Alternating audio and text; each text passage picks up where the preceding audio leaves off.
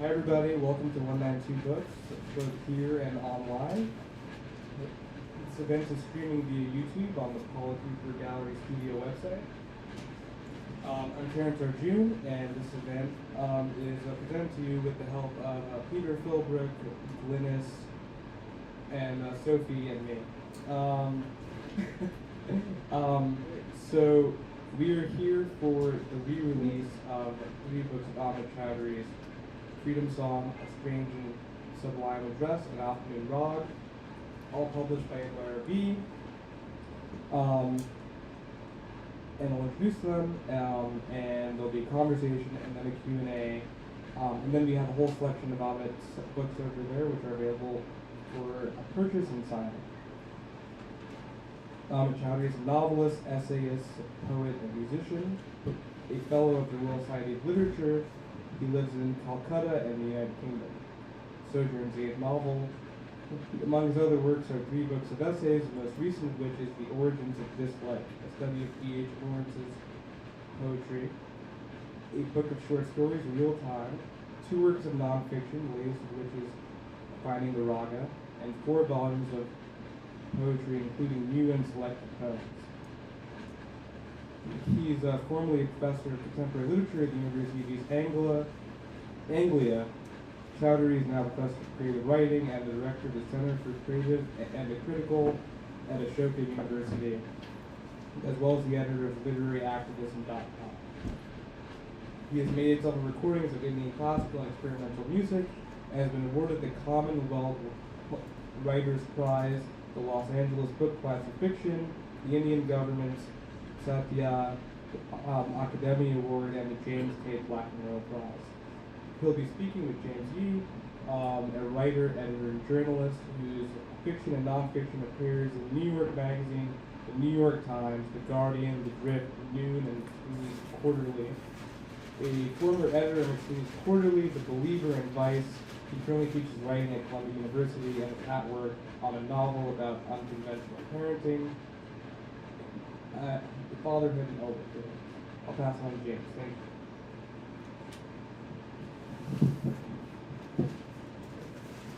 Thanks, Terrence. And thanks to Nick at the NYRB and the staff of 192 Books for hosting this lovely event. Thanks to everyone for being here in person and online, and thanks for being here. So, yeah, just wanted to jump right in. I find, I'm a great admirer of your work, and I find there's a really intensely cinematic quality at times to your writing, and I wanted to ask you about that. And, for instance, early on we're here for the issue, and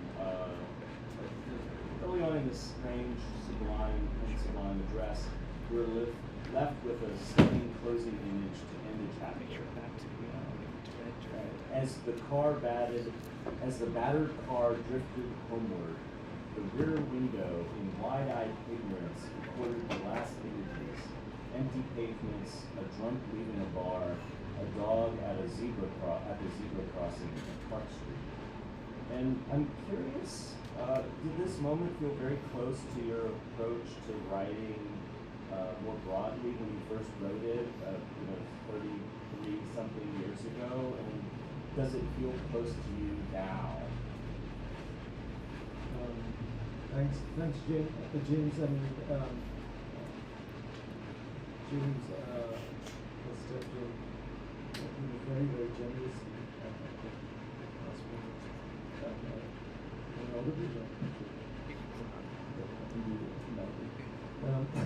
so I was just saying that you might have noticed that this is Jeffrey O'Brien. And Jeffrey O'Brien was the man who was supposed to become this issue. Unfortunately, the COVID is much better now. So just to put that there, so that you don't worry too much about it. He's on the map. But James is fantastic, and it's really great that he's my interlocutor, as Charles would have it. And to answer your question, I mean, what is it about that particular image that you're thinking about when you ask me whether it's still close to you? Well, it seems to me that's a good question. I like you turned the question back. Because I can sense what you're getting at, but I just want to be clear. Of course, yeah. no. For me, at least, and it's a moment where it's very visual. It's an image, right? And it's an image of other images kind of being reflected. And so there's this kind of, I think, sort of, so there's this layering there, and it's like both something that has, the battered car belongs to The uncle? the uncle, right? Yeah, Junior Shotomama. uncle. Junior Shotomama. And yeah. he is, the car, he is in a lot of ways to the car, their plights as these sort of, he's always late and the car is kind of not running, and then he sort of is not, he has health issues too. Yeah. As we kind of learn. He's a Marxist and a businessman. a failing businessman, but a person who's very alive in his contradictions. That's true. His car is I suppose an extension of his paradoxical liveliness. Yeah, and I guess it gets to a certain tension, a really, I think, admirable and sophisticated tension in a lot of your work, elements of your work, where someone can be both kind of ailing and battered, but also really lively, and this sort of, the car has this huge personality. It's described as reproachful. It makes angry, reproachful noises, and it's derelict, but it's also like it's kind of unwilling, and it has this stubbornness to it that I think is kind of celebrated in the book. And and I guess so. For me, that moment though, I guess it was just it comes early in the book, and maybe we're putting too much pressure, not to put too much pressure on it. But I guess it's like, does that moment feel like something that feels more representative, I suppose, than anything else, any of the other paragraphs or images in the book to your kind of aesthetic? Right. Not necessarily. I don't think it's any more representative than any of the other paragraphs.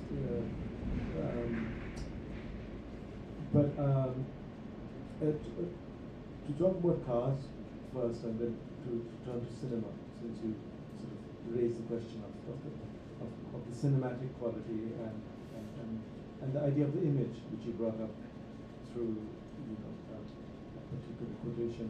So begin with cars. I'm talking about a car called the Ambassador.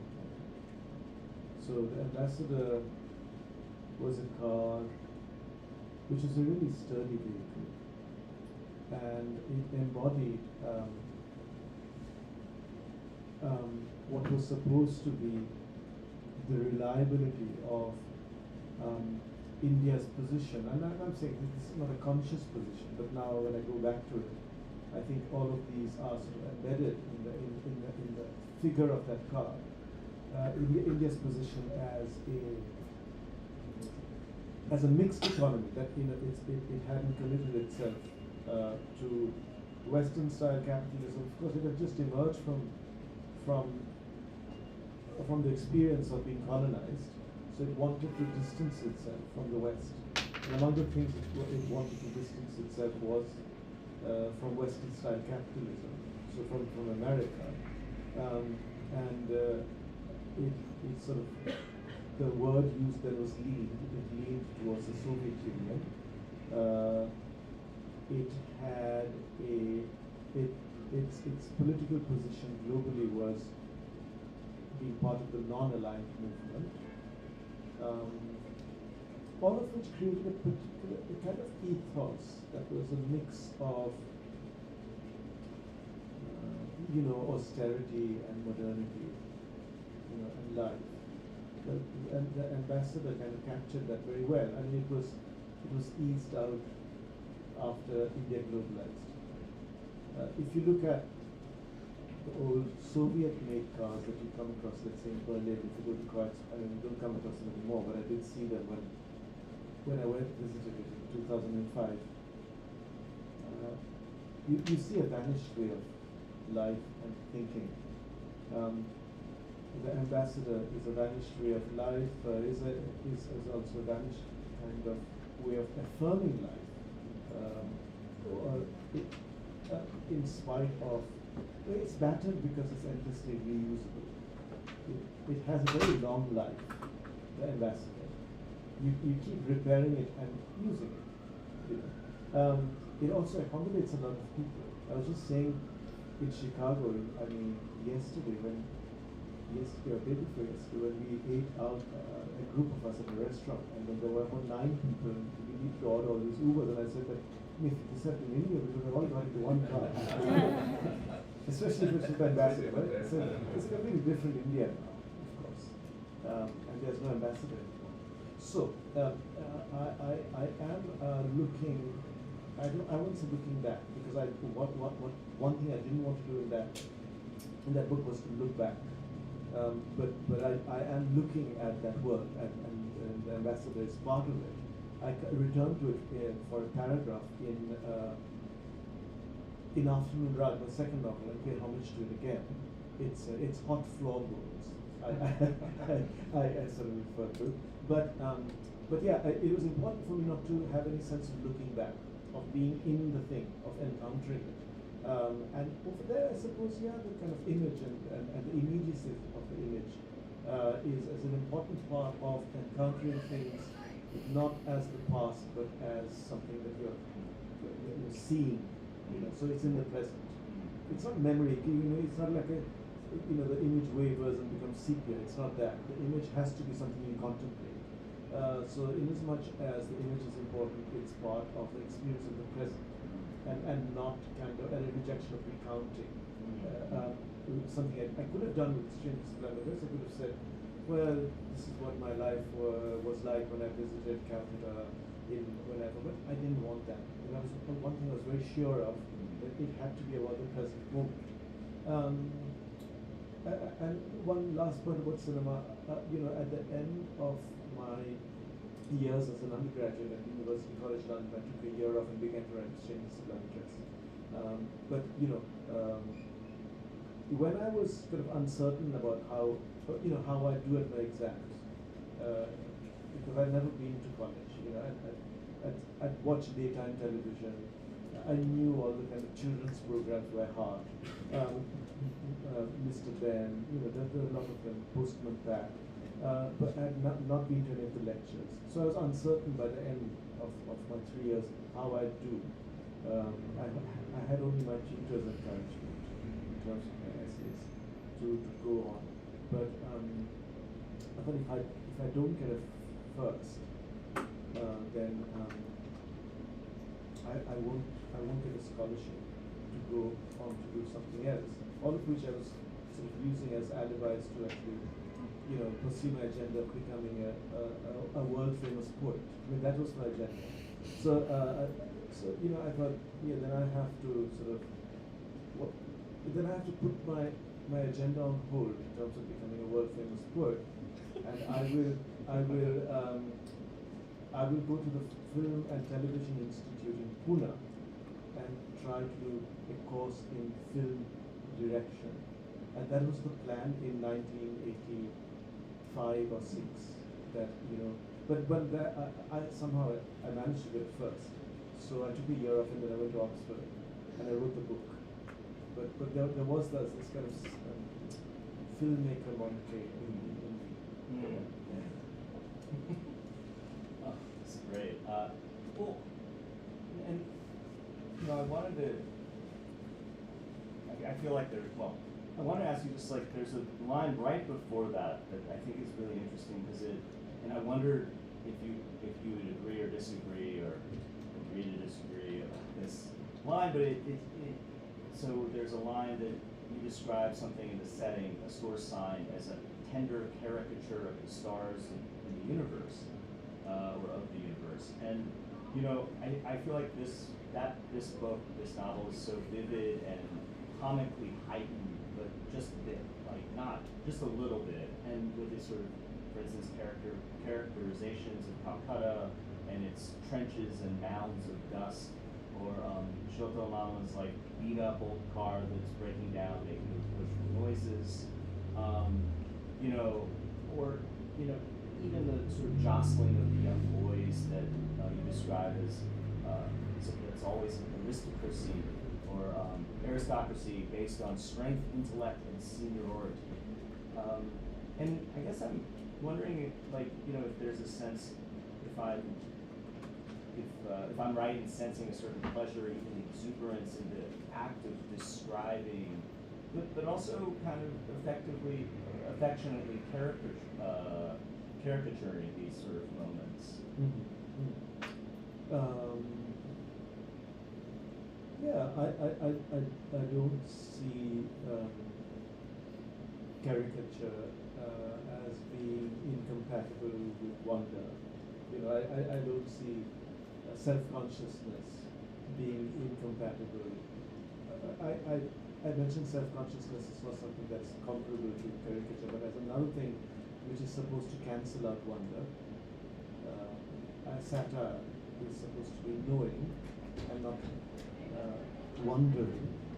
So I don't see these things as existing in mutually exclusive categories at all. And that leads to exuberance. The fact that these things don't exist in mutually exclusive categories. I'll give you an example of something that's at once self-conscious, exudes wonder, and is exuberant and humorous. And this is a kind of moment in one of the versions of the Ramayana. That Ramayana is a epic. In one of the two major Indian epics. Now it's become Ramayana has become very major for other reasons. But anyway, or at least the central figure has. But see, Ram is for those of you who don't know, is God, Lord Ram, the banished Lord Ram and his brother Lakshman and Ram's wife Sita into the forest for many years. So in this particular version of the Ramayana, which A.K. Ramanujan, the poet, talks about, Sita. So the Ramayana has many versions, many translations. They all riff on each other. And in this version, Sita says to Ram, no, Ram says to Sita, look, we're going to the forest, you can't possibly come with us. I mean, you stay put. You know, I don't want you to suffer with us. You stay here, and we'll just be away for 14 years, or 13 years, anyway. But I don't want you to go through this. And Sita argues with him and says, no, come, I mean, you know, I'm your wife, and blah, blah, you know, I need to be there, etc. And then finally frustrated because she isn't able to penetrate Ram's, consciousness with her logic, pursuing him. And finally she says, for God's sake, haven't you read the other Ramayans? I'm going to go.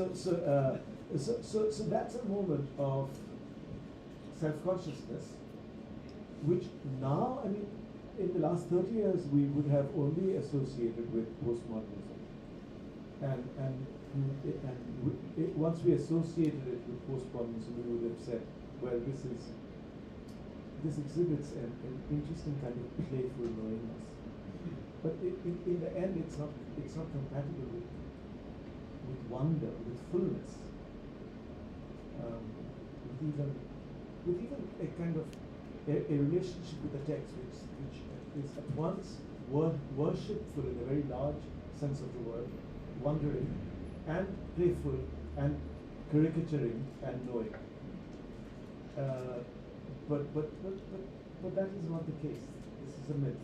The idea that there are these separate kind of movements in history, in literary history, in cultural history, and that there are these separate compartments.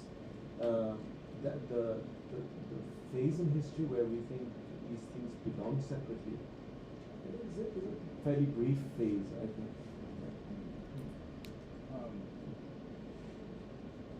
Also, just something else. There's a great line where you describe a moment where blasphemy and tenderness mingled in the air. Yeah. And I guess I keep getting fixated on this idea of tenderness in your work. But I'm curious, like, how important do you feel is this blasphemous impulse to a larger practice of being a writer, or and how important is the tenderness, and must those two kind of walk hand in hand, do you feel? Or I don't know if those are even kind of things that you're thinking about. Yeah. Do you remember where the narrator says blasphemy and tenderness? It's the little boy is sort of annoying his grandmother, and he's kind of making fun. He's sort of making fun of her, and he's sort of teasing her, and just kind of sort of asks the question, like, is that you? Is that you? And then there's this moment where it's described. That's when the blasphemy and tenderness are kind of holding. I'm just wondering whether it has to do with the name, because lots of people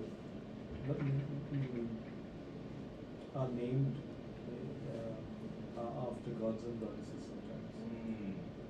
And then, but they're just kind of, they're human beings you're mocking at the same time, or especially for children. You're having fun with them, you're not taking them seriously, and maybe one of the ways in which you're joking with them is using their name in this mock serious way. The name might be the name of a god or a goddess. Then that one was over. My head. So blasphemy and tenderness would mingle in the air then, at that point, if with that kind of joke happening. Yeah. I mean, I suppose blasphemy and tenderness, but except that Odysseus isn't a kind of a god anymore. He's now a literary character. But to cast just an ordinary Dubliner as Odysseus is to have blasphemy and tenderness mingled, I suppose. Except that we don't think of Odysseus as sacred. But imagine if he were,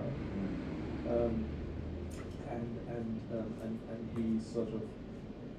But those things are written into the myths as well. The fact that our heroic figures or even our divine figures in mythology are also people who eat and smell or whatever. So blasphemy and tenderness mingle in the air in that way.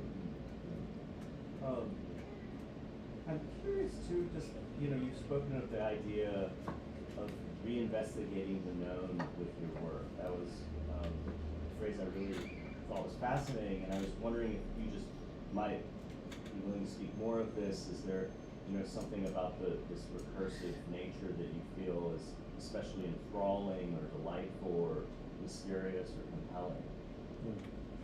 Where on earth did they say reinvestigating? You said that last year or 2 years ago in Colombia. I'm sorry if I feel like. Was it in Colombia? It was in Colombia when you were present. Yeah.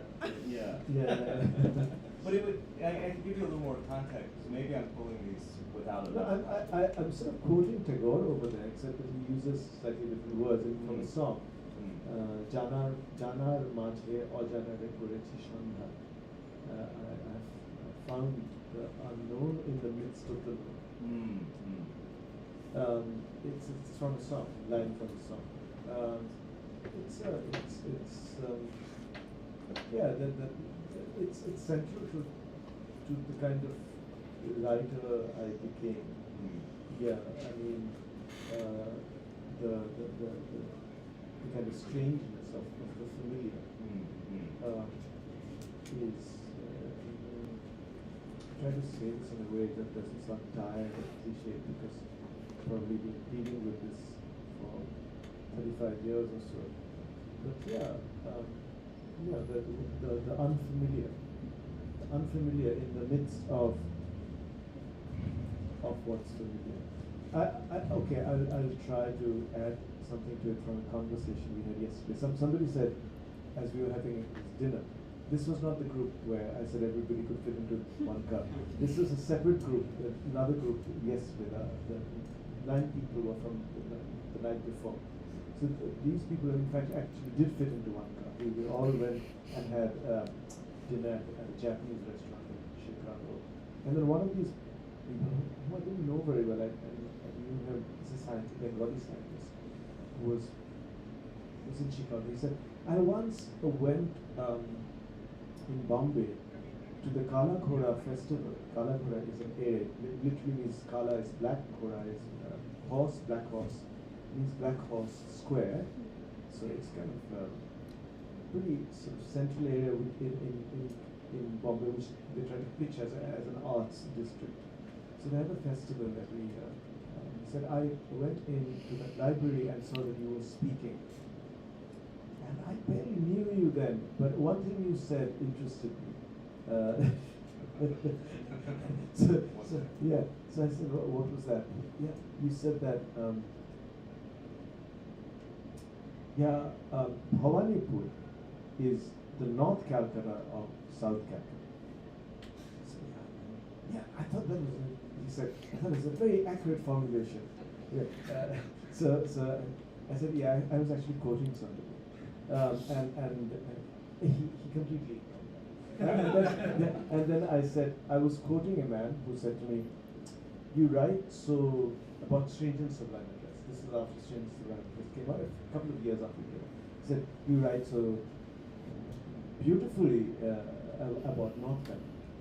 So it's actually not North Calcutta, it's South Calcutta. So it's just South Calcutta. Which area, which neighborhood are you describing in South Calcutta? So I said, well, I mean, it's kind of environs of Bhawanipur. Bhawanipur, he said. Bhawanipur is the North Calcutta of South Calcutta. So now, to me, I must have been, recalling this conversation at that festival, because as a rebuttal to those who say, who used to say at one time, Amit Chaudhuri writes so beautifully about home. So I wanted to say, firstly, Calcutta was not my home. Secondly, I'm not writing about any place that is like itself. There has to be it's an unlikeness to itself that draws me. It's a quality of foreignness, which is why later on I wrote about Bandra, because Bandra is a foreign place in Bombay. It doesn't feel Bombay-like. It's like it's the same sort of formulation. North Calcutta and South Calcutta. It's like some other place in Bombay. So that goes to your question about unfamiliarity in the midst of reinvestigating whatever it was. I said the known, reinvestigating the known. And this sort of building on that idea, just does that, you've also spoken about how kind of more or less all your books are about trips. Yeah, visits. Visits. Yeah. This sort of this finding the unknown in the known, and kind of maybe mixing that or confusing it, and I think maybe even delighting in that confusion. I was wondering if that is kind of makes sense within. If you can speak to that. Yeah. I mean, the visit. I mean, this is something I realized around 2000. I'm dating it because the first time I mentioned it is in my book Calcutta, 2 Years in the City, which is a non-fiction book. And I suddenly realized that, all the books have been about some sort of a trip from one place to another, or even a trip within the city from one place to another, a change of location. So when I wrote my first novel, all I had sort of in my head that was that it would be about a holiday. Um, and I didn't have anything else. I knew that something was going to happen at some point in the novel where the uncle would have a heart attack and then recover. But it wasn't going to be a straightforward sort of depiction of family life, or that's not what it was going to be. In my head, I had the holiday as a frame and as a source of meaning and transformation. So I didn't worry about the plot because the idea of the holiday, kind of energized me and made plot redundant. Now, about the holiday, it was just that you go from one location to another. You're not going on holiday to sightsee. You're going to your uncle's house. So you are still amidst the everyday and the ordinary, as you are at home. But the everyday and the ordinary at home is changed slightly because it's somewhere else.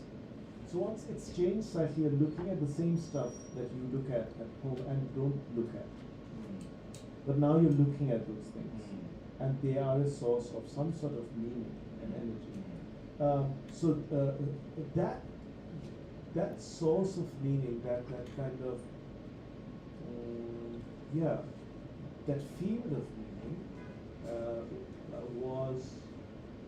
was alive enough for me not to have to reach for plot. It had its own sort of movement. I didn't, and in fact, had to reach for plot, I would never have written the novel. I wouldn't have managed to write it. It was something else I was pursuing. This changed, this altered field.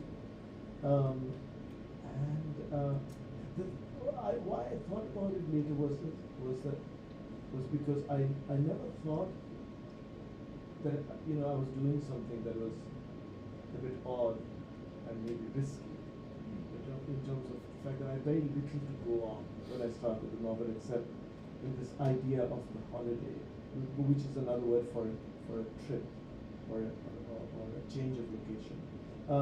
And then again, I seem to, without having realized it, done this again and again and again and again. Yeah. I mean, you mentioned looking, and I feel like your works throughout have just such a marvelous quality of close looking. And in a scene from a friend of my youth, there's a sort of almost throwaway line that quickly gets rebutted by the narrator, but he says, "To look is to dream." And I find that your work has this really interesting and unusual duality in that it is both so closely looking out at the world, but possesses also this certain quality of dreaminess, which is usually associated with the internal. And I guess put another way, how important is dreaming to your looking? Daydreaming, yeah.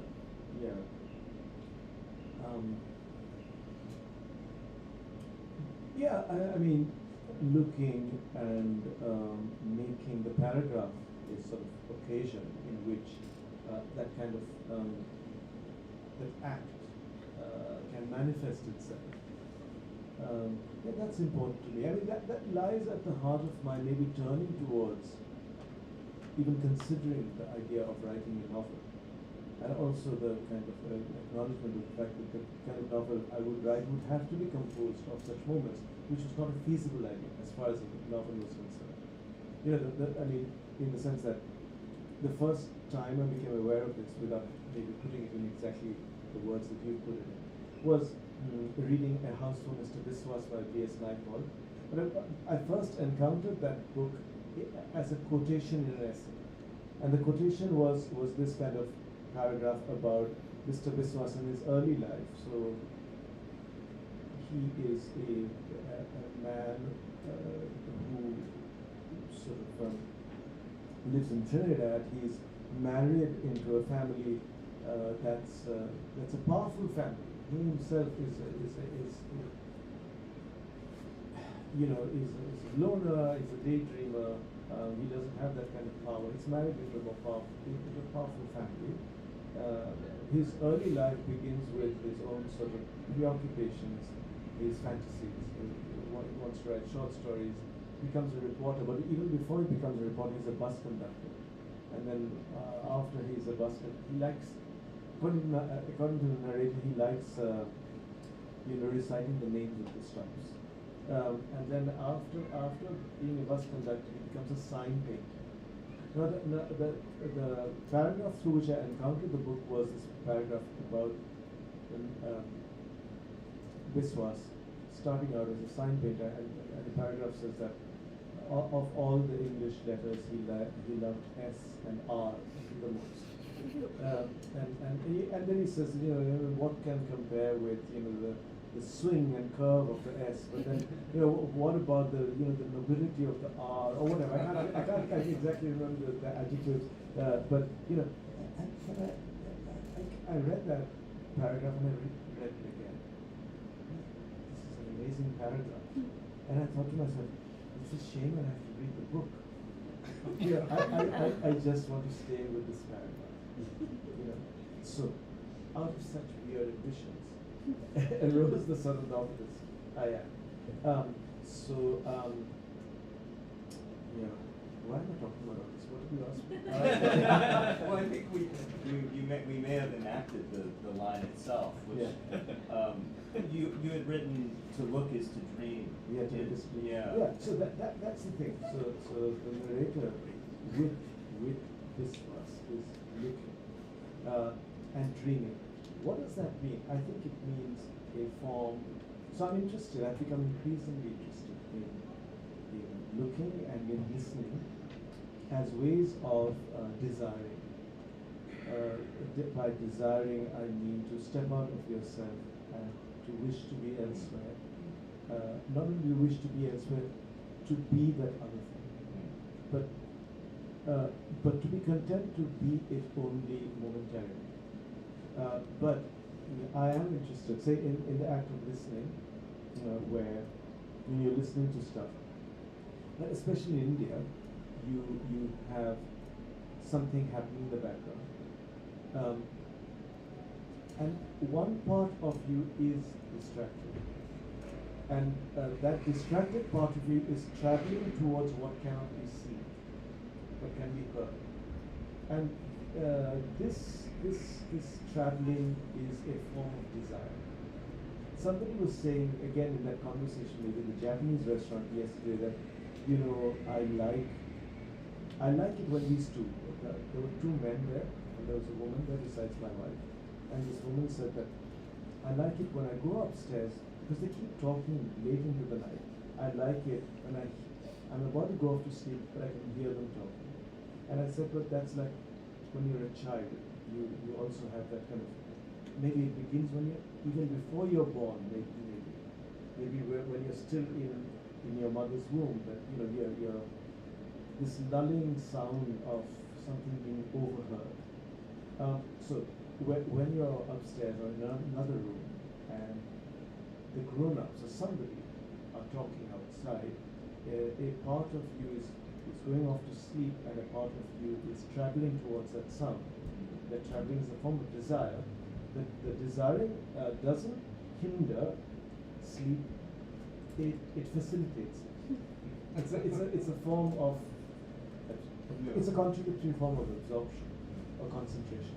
I'm very interested in this desire. I'm interested in the impediment to this desire as well. I see, for instance, in the act of looking, perspective, realism, neoclassicism, late Renaissance paintings as impeding this desire. I'm sorry, I don't mean to offend anybody, but this is a long-standing rant with me. But that you look at a painting and you look at an oil painting and you're looking at it from the outside, and you have a vantage point. The vantage point is probably the vantage point of the owner. In a sense, you are untouched by the painting. You can admire it for its realism. You can own it in a way, but you have to stand outside. And perspective and the vanishing point allows you to have that whole scene presented to you in a sense. Um, when there's no perspective, the painting, I think I first encountered this thought in David Hockney, where he describes a Chinese scroll from the 14th or 15th century, and he says some of it seems to have perspective, but they're following this bit of the scroll is following different rules of perspective from that bit of the scroll. That is, the house seems to be going this way back according to the angle here, but it's going that way over there. It only means that you have multiple points of entry. Now, when you have that kind of a picture, you can enter it, and you can. That entering is a form of desire. Your eye is an opening through which you can go out. I'm very interested in that. I'm not interested in realism, the perfected image looking at it. This is changing gears slightly, but it's also, you mentioned entering and entry, sort of this idea of entering, and earlier when we were talking, before this talking, you had used the phrase way in for your work, and I was wondering if you wanted to talk about any of or all of those books, like the sort of the way in for you into these works, and or more generally, if you want, Well, Strange and Sublime Address, it was just the holiday,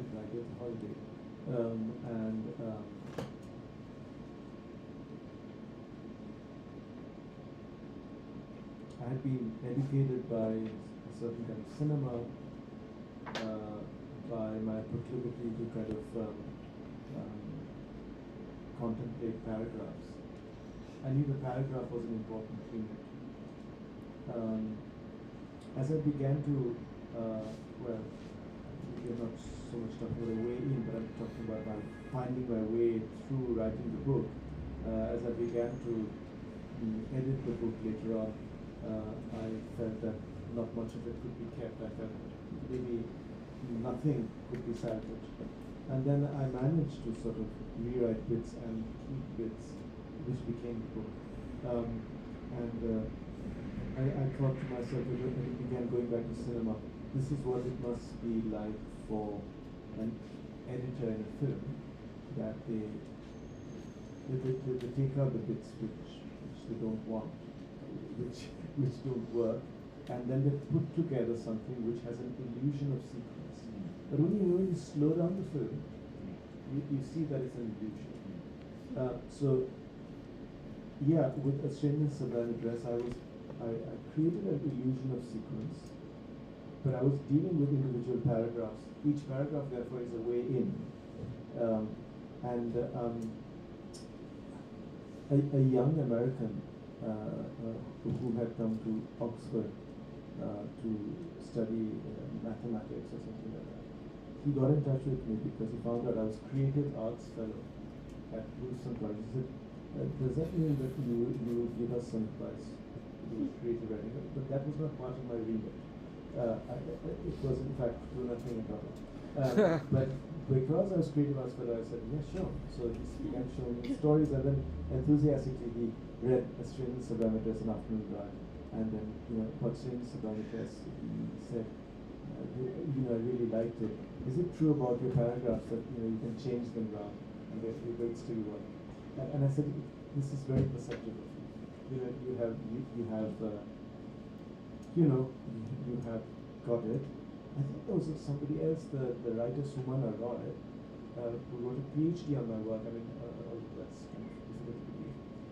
Who in her PhD also talks about the fact that the paragraphs are interchangeable.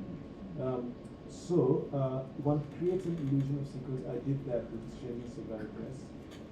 With Afternoon Raag, I abandoned this illusion and just presented people with these paragraphs, and panicked a little bit, thinking that, what are they going to say? I got very upset and depressed when the proofs were sent to me. My wife will remember. and you say, "Oh, what have I done?" Anyway, so that was that. And then Freedom Song, revisiting the world of A Strange and Sublime Address, but that world in a state of decline, out of sync with globalization, the post-globalization world, which still has a sense of eccentricity and place because it's out of sync with globalization, but you already know it can't sustain itself. But those are not ways of No, but thank you. That's fascinating. I think we're at the 45-minute mark, so I was going to just open it up to some questions. Yeah, thanks very much, James and Tommy. Can everyone hear me? You Maybe doesn't need to be on mic. ask for. I'm just enjoying everything you're saying, and I love the point you make about, I guess, a turn away from plot, or not a need for a plot, which makes the sort of materiality of your book so pleasurable, whether you're in Berlin, whether you're in Bombay. Thank you. I'm surprised we've reached the 45-minute mark and we haven't talked about food. We haven't talked about music, which seem to me to be through lines. And at the risk of embarrassing your wife, we haven't talked about shoes. Because there's a part, I think it's Freedom Song, where you take us very deep into the shoe buying habits of your family. I think that's friend of my youth. A friend of my youth, I'm sorry, yes. And it's not something not my family, but the family of Amit Chaudhuri, who's a character in the novel. So I'd just love to hear you speak about any or all of the ways that those passions in your life, well, I don't know if shoes are a passion, have Shoes are a passion, not for me though. Sorry, go ahead. Yeah. have affected, I just think the density of materiality, Yeah. and music particularly, and food wherever you go. Density of materiality. I like that phrase, and I think it's true to my sort of what I'm interested in. I organized a symposium called Against Storytelling, a tiny book that sort of comprises the papers presented at the symposium will come out in India next month. One of the things I did say then was that, for me at least, life happens on the fringes of the story. Narrative or story sort of to me feels like it's slightly shackling syntax. So I think the logic I try to sort of pass off as my reason for thinking in this way is to say that if you look at a novel, the first paragraph, the first two paragraphs, or maybe the first couple of pages are the pages in which everything is unresolved, you have a room or you have a scene in the street. Nothing is resolved. It's only by the third page that we have to find out what's happening to these protagonists and what their story is. But in the first 3 pages, you don't need to. The novelist doesn't need to do that. And so the first 3 pages are where, for me, the greatest pleasure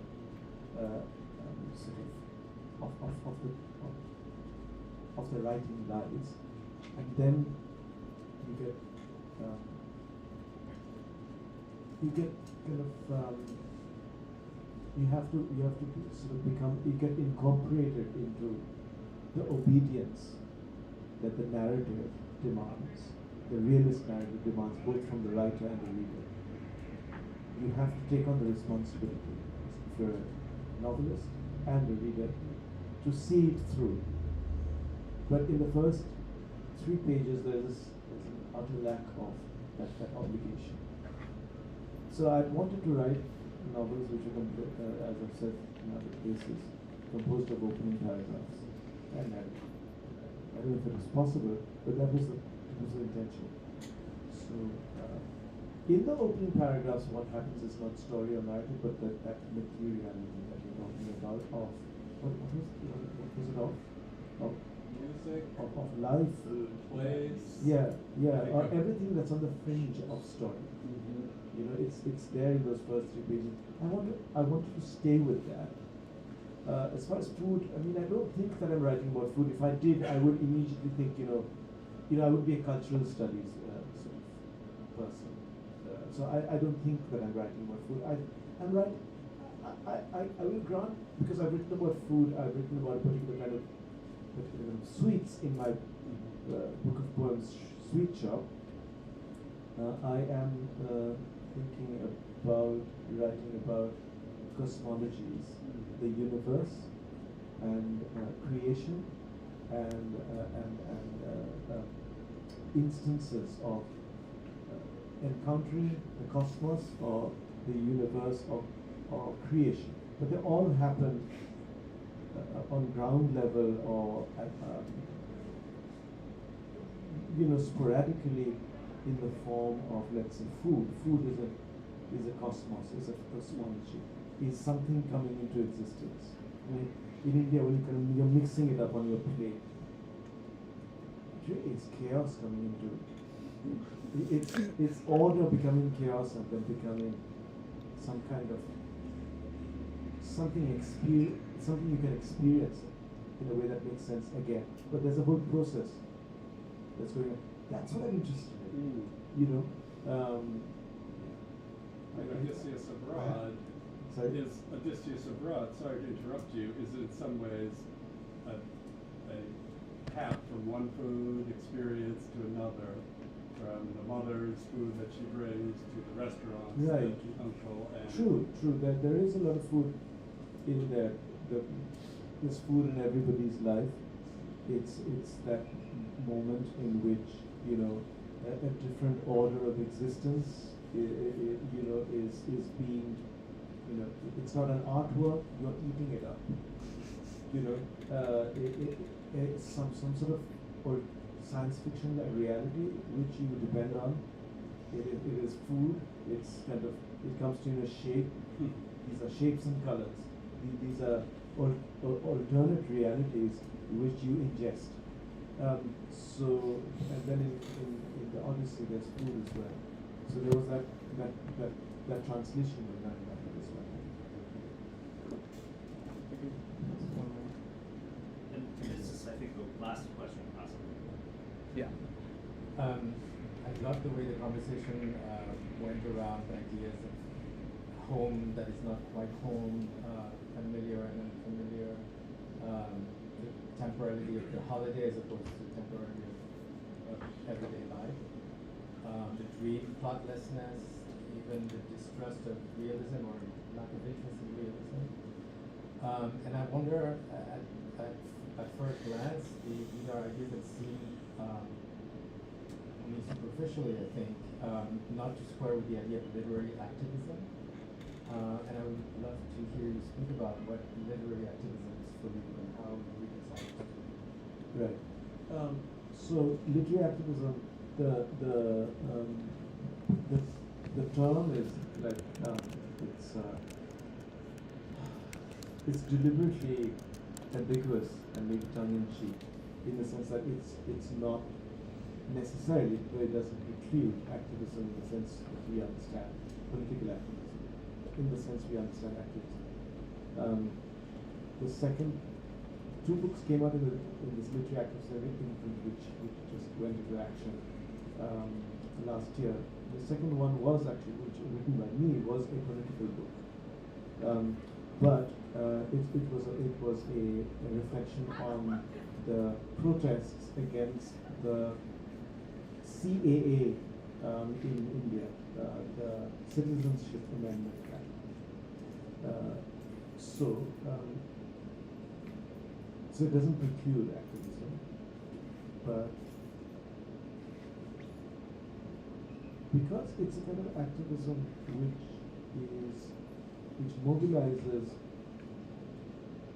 but not in order to produce an outcome. It is an odd thing, just as literature is. A kind of mobilization which is important, but without an outcome, and maybe important because it doesn't have an outcome. Go like Kant's phrase, which is quite nice, purposeful purposelessness. So in that sense, activism. Should we close now, or does anyone else? Is there one more question, maybe, or we can wrap it up? Yeah. Do you try to sit back?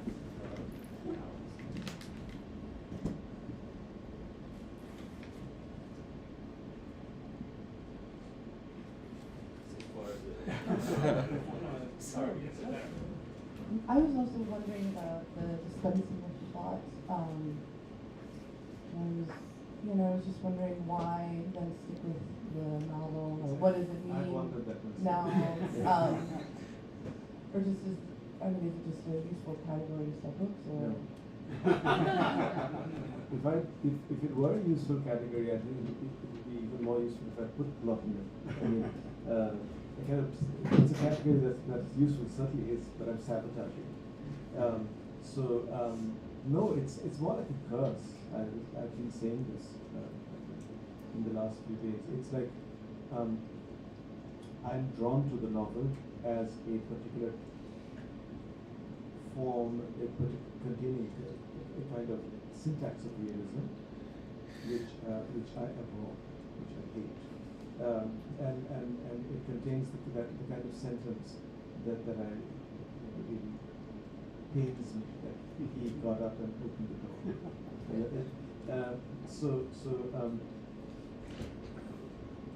Nevertheless, all the stuff that I want to do, which amplifies in a way that betrays the syntactical obligation of the joins of the novel in sentences like he got up and opened the door, or she looked out of the window, or he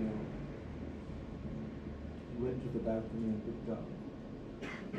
All the obligations are all betrayed in my novels. The obligations that those sentences have to create a proper realist novel.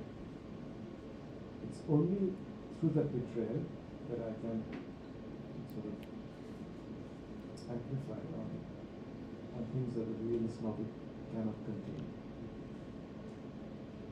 That's what interests me. What's on the edge of realism, what's on the edge of what the realist novel cannot contain.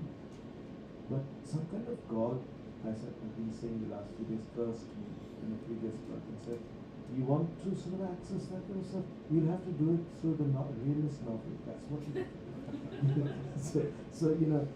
This is why I keep returning to it as a form to act out that curse. It's not a cross idea. It's some sort of mythic, recurrence of whatever it was I did that earned me that curse. But this is what I have to do. I have to do this. I have to go back to that particular kind of form, and write sentences like, he got up. It's the only way I can then access some of the other stuff that James has been talking about. Feels like a good place to end. Yeah.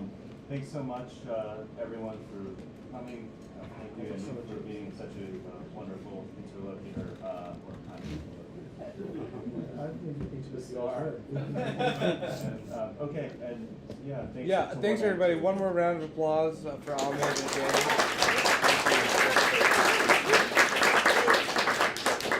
All the releases are for sale here. Will stick around to sign them if you'd like, but thanks for coming.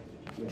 Yeah. And contrary to any impression that I might have given you, the books are very easy to read and, you know, congenial.